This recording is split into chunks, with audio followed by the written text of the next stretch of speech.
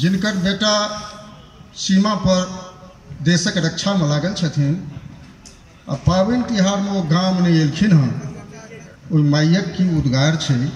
तकरा किछु अपना शब्द में जई सुत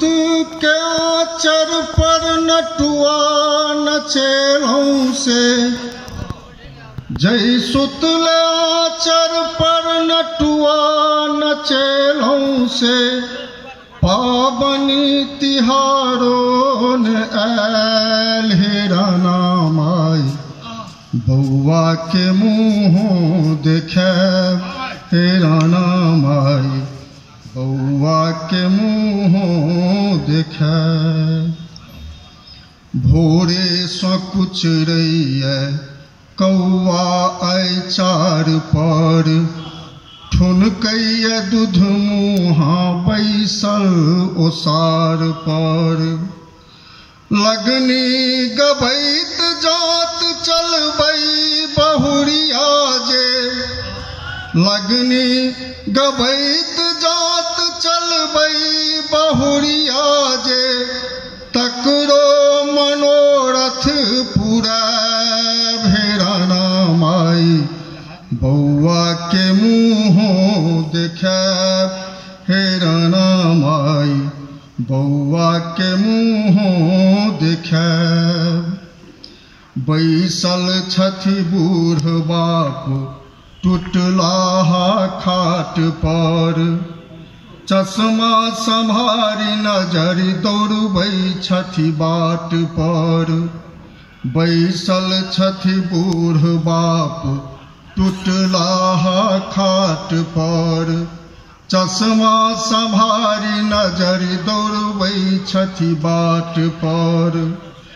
रही रही के कही दै छै ननकिर बाबा भायौ रही रही के कही दै छै ननकिर बाबा भायौ बाबू एखनियो ने आयल हे राना माई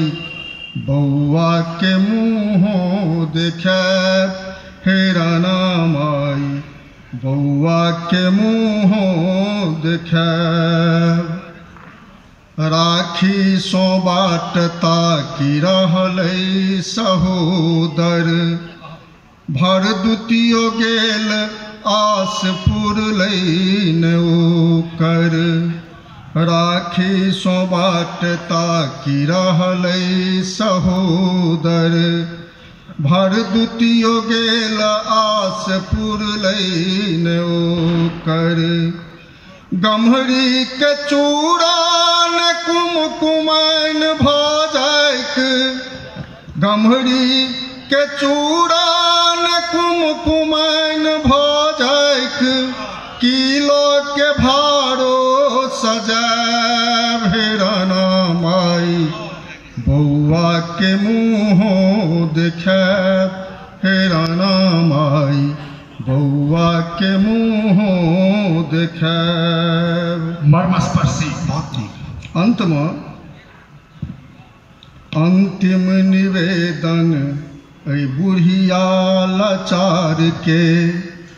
अंतिम निवेदन ऐ बुढ़िया लाचार के राखब जोगौने सुत रामो कुमार के बहुत बढ़िया अंतिम निवेदन ऐ बुढ़िया लाचार के राखब जोगौने सुत रामो कुमार के मातृभूमि रक्षा में भजाई शहीदो तो हमर आँखि नोर नहीं बहा भेराना बउआ के मुँह देखे हे राना माई बउआ के मुँह देखे। जय माँ।